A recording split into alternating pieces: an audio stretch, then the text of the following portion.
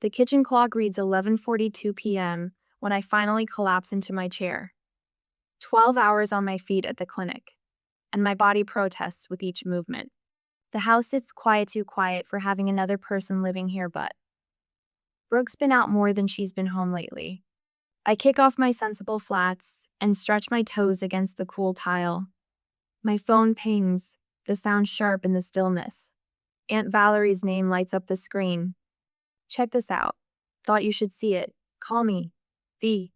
A video attachment loads beneath her message. My stomach tightens. Aunt Valerie doesn't send videos, especially not this late. My thumb hovers over the play button. Something warns me to wait, to put the phone down, and tackle whatever this is tomorrow with a fresh mind. But that same something propels my finger forward. Brooke's laugh hits me first, that musical sound I've known all my life. The camera focuses on her lounging on Dad's leather sofa, margarita in hand, her hair swept into a careless updo that probably took half an hour to perfect. Dad's living room hasn't changed in 15 years, same Southwestern art Mom picked out. Same worn carpet Brooke and I once spilled cherry Kool-Aid on during a forbidden indoor water gun fight. I swear it's the perfect setup, Brooke says, her voice slightly slurred. Ice clinks against her glass. Camille's too soft to ever kick me out. I make almost $80K a year. Why pay rent when I get to live for free? The glass freezes halfway to my lips. My reflection stares back from the darkened kitchen window, eyes wide, mouth slightly open. Mason's voice from off camera. And she never asks for anything? God, no. Brooke rolls her eyes. She thinks I'm still getting back on my feet. Meanwhile, I'm getting a promotion next month. Dad chuckles from his recliner. You always did know how to work the system, Brookie. My father, laughing. I play the video again. Then, a third time. Each viewing carves the words deeper. I make almost $80K a year. Why pay rent when I get to live for free? The rainy April night 2.5 years ago crashes back into memory. Brooke's voice breaking over the phone. I have nowhere to go, Cam, please. Lightning had illuminated the spare bedroom as I changed the sheets, fluffed the pillows, cleared out space in the closet. My sister needed me. What else was there to do? It's just until I find my footing again, she'd promised, mascara-stained tears tracking down her face as she'd hugged me that night. 3 months, tops. 3 months stretched to 6, then a year, then 2. Meanwhile, I noticed the designer bags appearing in her closet. The weekend trips she'd casually mention. The new car she somehow managed to afford 6 months ago, while still claiming she couldn't contribute to household expenses. I place my phone face down on the table with steady hands. The calm surprises me. Shouldn't I be screaming, throwing things? Instead, a strange clarity washes over me. In the microwave door's reflection, I catch sight of myself, hair escaping its ponytail, dark circles under my eyes. You're not a fool, I whisper to my reflection. You're kind. There's a difference. But kindness has its limits. My first instinct urges immediate confrontation. Storm into her room when she gets home. Play the video. Demand answers. But Mom's voice echoes in my memory. Dignity before anger, always. Mom would have handled this with grace. With a plan. I pick up my phone and type a response to Aunt Valerie. Thanks. Please don't say anything. I'll handle it. 4 deep breaths. In through the nose, out through the mouth. Like the meditation app that's supposed to help me sleep. With each exhale, pieces of a plan form in my mind. Morning comes too quickly. I've slept maybe 3 hours, but adrenaline keeps me upright as I measure coffee grounds into the filter. The familiar routine grounds me while my mind races ahead. The floorboards creak in the hallway. Brooke emerges, wrapped in the silk robe I gave her last Christmas. Her hair's piled messily atop her head, yesterday's makeup smudged under her eyes. Morning, she mumbles, making a beeline for the coffee. I pour a cup and slide it toward her, my voice casual. Got any plans for next month? She shrugs, stirring in cream. Not really. Why? Just wondering. I take a slow sip, watching her over the rim of my mug. Rent will be $950 starting next month. Brooke laughs, that same musical sound from the video. but it doesn't warm me anymore. Good one, Cam. She shakes her head and slides onto a bar stool. Like you'd ever charge your baby sister rent. I don't correct her. Not yet.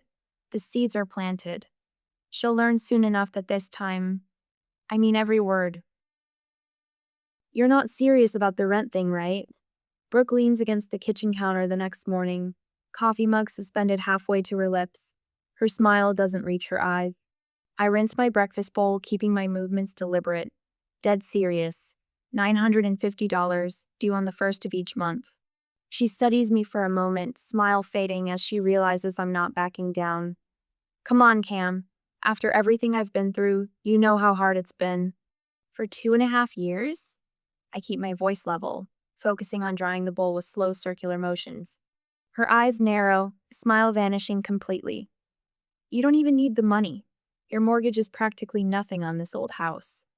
The echo of her voice from the video flashes through my mind. I make almost $80K a year while I pay rent when I get to live for free. It's not about the money, Brooke. I meet her gaze directly. It's about fairness and respect. She snatches her purse from the counter and slams the door on her way out. After confirming Brooke's car is gone, I head to my home office. The desk drawer slides open with a familiar squeak. Inside sit neatly labeled folders: mortgage, car insurance, medical, utilities. I pull the utilities folder, spreading its contents across the desktop. Each statement tells a story, a steady climb beginning 29 months ago. The electric bill that once hovered around $100 now regularly exceeds $250. Water usage that tripled overnight. The internet package upgraded to accommodate work meetings that somehow requires the premium cable sports package. A lone sheet of paper in the printer tray catches my eye. I almost miss it the corner, just barely visible. When I pull it free, my stomach tightens. First National Bank, account statement, Brooke Bennett. I shouldn't look. This is private. But then I remember my face reflected in the dark kitchen window last night. The shock of hearing my sister's true thoughts. The numbers leap from the page. Regular deposits, $6,500 monthly. Current balance, $41,237.84. My hands tremble slightly as I open my laptop. A quick search for Brooke's employment and salary range brings up employment sites and reviews. Marketing manager at TechStart Solutions. Average salary $78,000, $85,000 annually. I close the browser and reach for my phone. Family situations are always the hardest. Maria slides the coffee shop's door closed behind us, choosing a corner table away from other customers. Her property management badge gleams against her navy blazer. I feel ridiculous even asking about this. I admit, clutching my tea with both hands. Maria shakes her head, already pulling forms from her leather portfolio. Don't. I've seen siblings, parents, best friends' relationships destroyed because boundaries weren't clear from the beginning. I'm a little past the beginning. Better late than never. She slides a document across the table. Standard lease agreement. Month to month, 30 days notice to vacate. All utilities included in rent. My eyes skim the legal language clauses about damages, prohibited activities, grounds for eviction. I need this to be by the book, I say quietly. Maria's gentle warning comes with a squeeze of my hand. She won't take this well, Camille. The first of the month arrives with deceptive calm. I schedule the email to deliver at noon, when Brooke is surely at lunch with colleagues. Subject line: lease agreement, urgent action required. By evening, the house vibrates with tension. I sit cross-legged on my bed, door firmly closed, reading the same paragraph in my novel for the 8th time. The slam of the front door announces Brooke's return. Footsteps thunder down the hallway. My bedroom door bursts open without a knock. You're seriously evicting your own sister? Brooke's face flushes crimson, phone clutched in her trembling hand. The lease agreement glows on the screen. It's not an eviction notice, I say, marking my place in the book. It's a lease. You're welcome to stay if you pay rent. $950? That's insane. It's below market rate for this neighborhood. I checked. She paces the small space between my bed and dresser. I can't believe you'd do this to me. To family. The word family slices through me, but I keep my voice steady. If you don't sign the lease and pay the deposit by Sunday, you'll get a 10-day notice. And after that, I'll file for eviction. Brooke storms out. My phone buzzes almost immediately. Aunt Valerie. I hear World War I/II has officially begun, she says when I answer.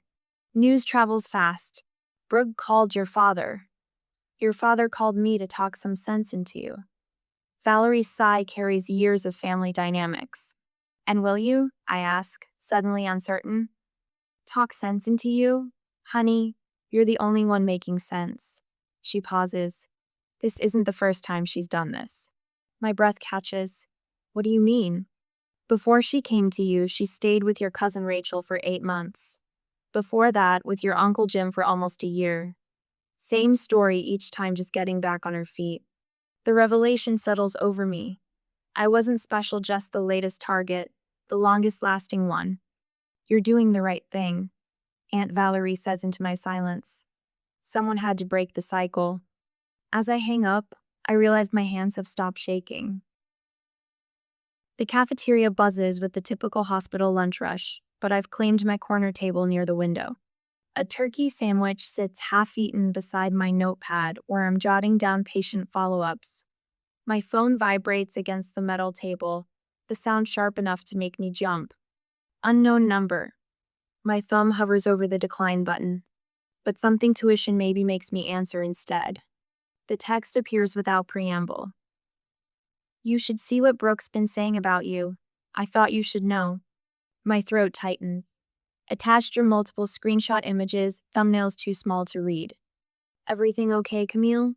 Dr. Reeves asks, pausing at my table with his coffee. Fine. The word comes out strained. Just work stuff. He nods and moves on. I tap the first screenshot, time slowing as it loads. A group chat. Names I recognize: Brooke Mason, 2 of Brooke's friends from college. Dates spanning back 19 months. My hands tremble as I scroll, words leaping from the screen and burrowing under my skin. Brooke. Sis thinks she's helping me, but she's really just my mommy sponsor. 19 reactions, laughing emojis. Mason. She's still buying that just until I get back on my feet line? Brooke. Totally. Meanwhile, I just got approved for that Amex Platinum. Don't tell St. Camille. More scrolling. More screenshots. My chest constricts. A photo of Brooke lounging on my couch, glass of wine in hand. Home alone again. Camille's pulling another double shift while I binge watch her Netflix and drink her fancy wine. Another photo, Brooke wearing my mother's pearl earrings. Borrowed these from Camille's jewelry box. She never wears them anyway. My mother's pearls. The ones I keep wrapped in her handkerchief. I scroll faster now, each message a fresh cut. Brooke. Just told Camille I can't afford to chip in for groceries this month. Allie. Seriously? After that shopping spree you posted? Brooke. She never checks my Insta. Besides, I'm booking Bahamas next week. Need to save somewhere. The last screenshot. Dated yesterday. Brooke. Camille's getting weird about money lately. Might need to amp up the sad sister routine. Think crying would work? Mason. Works every time with her. She's such a pushover. Brooke. That's why I love her. The sandwich turns to sawdust in my mouth. I lock my phone, slide it into my pocket, and walk woodenly to the bathroom. Inside a stall, I press my forehead against the cool metal door and breathe. Deep breaths that do nothing to stop the burning behind my eyes. 2 years. 2 years of mockery shared among friends while I worked double shifts, bought groceries, paid the mortgage. 2 years of, I'm getting back on my feet, while my little sister lounged in my home, wore my mother's jewelry, and laughed at my expense. By 4:30, I've made my decision. The office printer hums, spitting out each screenshot in vivid color. I slide them into a manila folder and clock out 10 minutes early. At home, I arrange them in chronological order across the kitchen table. The evidence of betrayal forms a timelinea museum exhibit of my foolishness. I place a clean mug beside them, Fill the coffee maker with Brooke's favorite hazelnut blend. Set it to brew, but don't turn it on. The front door, usually locked, I leave unlatched. Then I drive across the street to the small park with the duck pond. From my car, I have a clear view of our driveway. The afternoon light turns golden, then dusky, as I wait. At 6:17, Brooke's car pulls in. Shopping bags dangle from her arm as she pushes through the front door. Through the living room window, I watch her silhouette freeze at the kitchen entrance. I give her 3 minutes before I cross the street. The front door opens silently under my hand. Brooke stands motionless at the kitchen table, one shopping bag puddled at her feet, the other still clutched in white-knuckled fingers. I made coffee, I say quietly, moving to the machine and pressing the brew button. Thought we might need to talk. Camille. Her voice cracks. Where did you get these? Does it matter? The coffee maker gurgles between us. These are private conversations. Someone is clearly trying to cause trouble. Are they lies? I ask, the calmness in my voice surprising even me. Brooke's mouth opens and closes. She drops the second shopping bag, designer logos tumbling against each other. You don't understand. It's just jokes. It doesn't mean anything. We were just blowing off steam. For 2 years? You're overreacting. This is completely. You're wearing mom's pearls in that picture. My finger taps the photo. The ones you know I save for special occasions. The ones you told me last Christmas you'd never touch because they meant too much to me. Her hand flies to her neck, where the pearls were in the photo. You could have just thanked me instead, I say. Something shifts in Brooke's eyes. The mask falls away. Her chin lifts, defensive posture becoming offensive. Thanked you? For what exactly? For playing the martyr every single day? You've always wanted to be Saint Camille, haven't you? Always so responsible, so perfect. Well, congratulations. You got exactly what you wanted. Everyone thinking how wonderful you are for taking in your poor, helpless sister. I never saw you that way. Of course you did. Her voice rises. Poor Brooke can't keep a job, can't manage her money. Meanwhile, I'm making more than you. I just didn't see why I should waste it on rent when you were so desperate to help. Each word confirms what the screenshots revealed, not just exploitation, but resentment. My steadiness infuriates her more than any reaction could. You resented me for helping you? The question comes out soft, genuinely puzzled. I resented you for acting like you're better than me, for thinking I needed your charity. I never thought. Save it. She snatches her phone from her purse. I'm calling Dad. I don't stop her. She puts it on speaker, pacing the kitchen floor. Daddy? Camille's lost it. She's throwing me out. Dad's voice crackles through the speaker. What happened? She found out about the jokes. Someone sent her screenshots. A heavy sigh from my father. I told you to be more careful about what you text, Brookie. Not, I told you not to mock your sister. Not, I told you to be grateful. Be more careful. Just smooth it over until you find another place, he continues. You know how sensitive Camille can be. Brooke's eyes meet mine over the phone, a flash of triumph in them. You had 2 years to treat me with respect, I say, loud enough for Dad to hear. You chose jokes instead. I reach over and end the call. And in the sudden silence of our kitchen, surrounded by evidence of my sister's betrayal and my father's complicity, I realize that family isn't what I thought it was. Not anymore. Brooke's bedroom door remains locked all morning. No shuffling footsteps, no running water, not even the familiar ping of her phone notifications breaking the silence. I press my ear against the wood once, then feel ridiculous. This isn't high school. I brew my coffee and settle at the kitchen table with my laptop, the spreadsheet of household expenses open beside me. The numbers don't. Utilities doubled since Brooke moved in. Groceries tripled, not to mention the replacement costs for things that mysteriously broke or disappeared. By afternoon, Brooke emerges as if nothing happened. Her hair freshly washed, makeup perfect, wearing the cream sweater she borrowed from my closet last month. Hey, she says, voice carefully casual. Making a sandwich, want one? I shake my head, watching as she pulls ingredients from the refrigerator I stocked last weekend. We should talk about the lease, I say. She slices tomatoes with precise movements. I've been thinking about that. Maybe I could help with groceries sometimes. She glances up with a practiced smile. That seems fair, right? The lease states $950 per month due on the 1st. The knife pauses mid-slice. Come on, Cam. After everything that's happened, you can't seriously expect me to.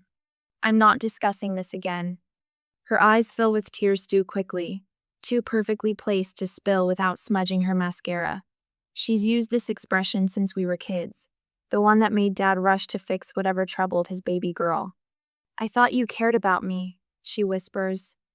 The words that once would have sent me scrambling to reassure her now bounce off something solid inside me. I do care.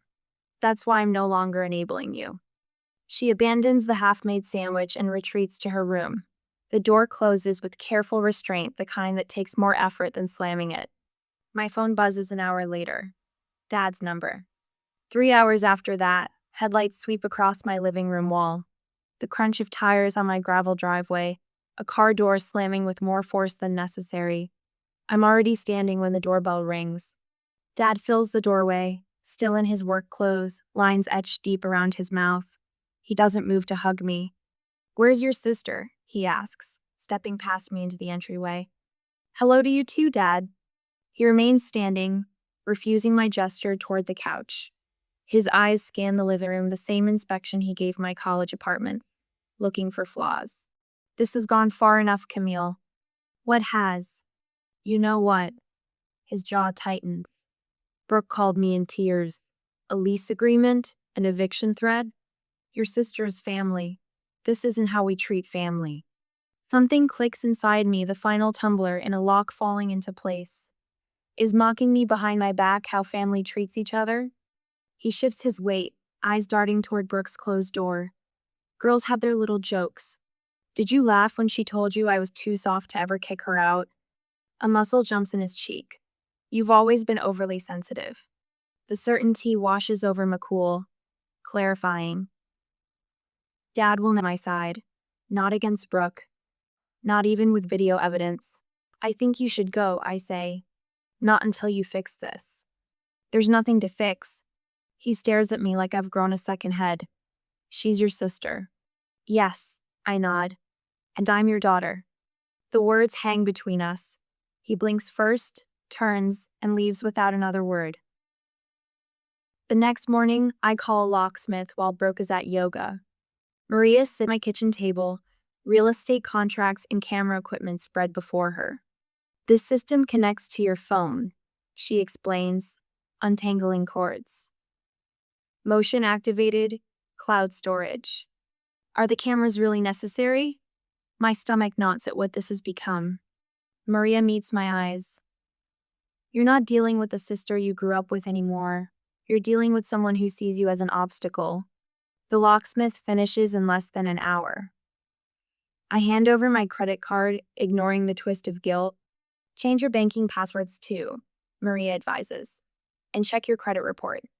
I spend the afternoon photographing valuables Mom's jewelry, my laptop, the silver serving pieces Aunt Valerie gave me when I bought the house. I catalog everything in a spreadsheet, storing it alongside the video evidence. My phone buzzes with Aunt Valerie's text. Landed. Be there in 30. She arrives as the technician finishes installing the last camera, rolling her suitcase into the guest room that will be hers for the next week.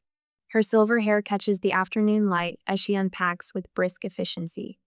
The social media storm started an hour ago, she says, passing me her phone. Brooke's Instagram post shows her red-rimmed eyes, a carefully composed selfie with my house in the background.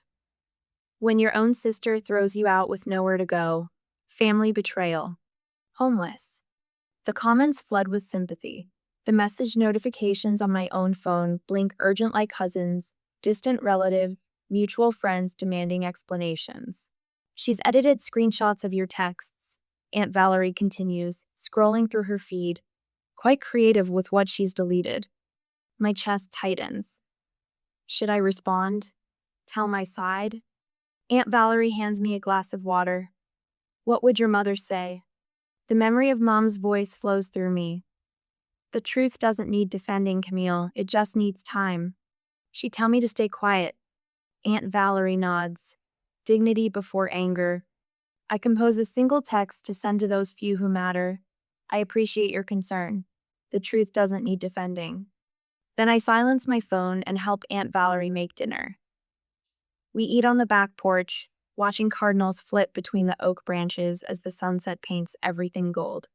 The storm will pass, she says, refilling our glasses. They always do. How do you know? She smiles, the lines around her eyes deepening. Because real strength doesn't need an audience, sweetheart. The chirp of a cardinal punctuates her words like agreement. For the first time in days, my shoulders drop away from my ears. The key turns in the new deadbolt with a satisfying click. Aunt Valerie settles at my kitchen table, a mug of Earl Grey warming her hands. Her silver hair catches the morning light as she nods toward the window. She'll be here soon, she says. My stomach tightens, but my voice stays steady. I know. The kitchen stands spotless, everything in its place. Nothing left to chance. A folder containing Brooke's lease agreement, bank statements, and property documentation waits on the counter. Evidence. Protection. Tires crunch on the gravel driveway. Car door slams. Footsteps approach hurried, angry. The doorknob rattles, followed by the sound of a key scraping uselessly against new tumblers. 3 sharp knocks, then pounding. Camille, open this door right now. I meet Aunt Valerie's eyes. She gives a single nod. When I open the door, Brooke's fist hangs midair. Her makeup can't hide the dark circles under her eyes, the flush of anger creeping up her neck. You changed the locks? She pushes past me into the entryway. You can't lock me out of my own home. The words land like stones between us.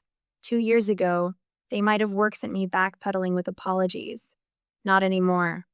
My home, I correct her, voice quiet but firm, with clear documentation. I gesture toward the kitchen where Aunt Valerie waits, all legally binding. Brooke spots Aunt Valerie and freezes. What's she doing here? Moral support, Valerie says, sipping her tea. This is ridiculous. Brooke pulls out her phone. I'm calling the police. You can't just lock someone out of their residence. Go ahead, Aunt Valerie says, setting down her mug. I'm sure they'll be interested in reviewing your lease agreement, the one you never signed. She pauses. Or maybe the homeowner's deed with Camille's name on it. Brooke's finger hovers over her phone. I watch realization dawn across her face as she has no legal standing here. Her grip tightens around her phone until her knuckles whiten. Then, like flipping a switch, her entire demeanor changes. Camille. Her voice softens, eyes suddenly brimming with tears. After everything we've been through as sisters. She takes a step forward. Remember when Mom was sick? How we promised to always be there for each other? I stay rooted in place. The memory flashes toward teenage girls huddled in a hospital corridor, making promises neither fully understood. Remember our water gun fights in the living room? She smiles through her tears. And how Dad made us clean the carpet for hours? That's exactly why this hurts so much. I say, the steadiness in my voice surprising me. Because we were sisters. Because I thought that meant something to you. Her smile falters. The tears recede like a tide going out. Fine. She crosses her arms. I'll pay half the rent. Is that what you want? Will that make you happy? This isn't about money anymore. Her shoulders sag, defeat finally settling in. So what now? You pack your things. Today. The spare bedroom, Brooke's room, transforms into a whirlwind of activity. Clothes fly from hangers. Dresser drawers empty onto the bed. Aunt Valerie leans against the doorframe, arms crossed, watching every move. I stand in the hallway, surveying the chaos. The difference between our lives lays bare in this moment, Brooke's mountain of possessions spilling from every corner, while my own bedroom contains just what I need and nothing more. Is this yours? Valerie asks, holding up a blue cashmere sweater. My sweater, the one that disappeared from my closet last winter. Yes, I say. Valerie sets it aside without comment, adding it to a small pile of reclaimed items: me mother's silver picture frame, 2 hardcover books, a ceramic mug from my trip to Santa Fe. Brooke doesn't protest. She doesn't look up at all. The silence thickens as boxes fill and are carried out. Each thump of cardboard against cardboard feels like a period at the end of a sentence I never wanted to write. From my bedroom window, I watch Brooke's friend Mason load the last box into his truck. Brooke stands in the driveway, sunglasses hiding her eyes despite the cloudy day. She doesn't look back at the house, doesn't wave, doesn't acknowledge me watching. A single tear slips down my cheek. I let it fall. My phone buzzes 10 minutes after they drive away. I'm out. Good luck, Camille. No apology. No acknowledgement of what she'd done. Not even a goodbye in person after sharing my home for 2.5 years. Tomorrow, I'll change my phone number. Tonight, I block her on every social media account. The letter to Dad explaining my decision to step back from both of them sits sealed in an envelope on my desk, ready to mail. That evening, I walk through each room of my house. The quiet wraps around me strange at first, then gradually comforting. In the kitchen, bare countertops gleam. The living room looks bigger somehow. The spare bedroom sits empty, stripped of all traces of my sister. Looks better already, Aunt Valerie says, joining me in the hallway. So why does it still feel weird? The question comes out smaller than I intended. Valerie's hand finds my shoulder, her grip firm and steady. Because she's your sister, she says. But that doesn't mean she was good for you. I nod, letting the truth of those words settle into the spaces Brooke left behind. Sage green walls brighten my living room now. The October sunlight streams through windows no longer blocked by Brooke's collection of throw pillows. 6 months, and the house finally feels like mine again. Past the bruschetta, Maria reaches across my new oak dining table, the old one sold after too many memories sank into its grain. I slide the platter toward her, watching my friends pass dishes and swap stories.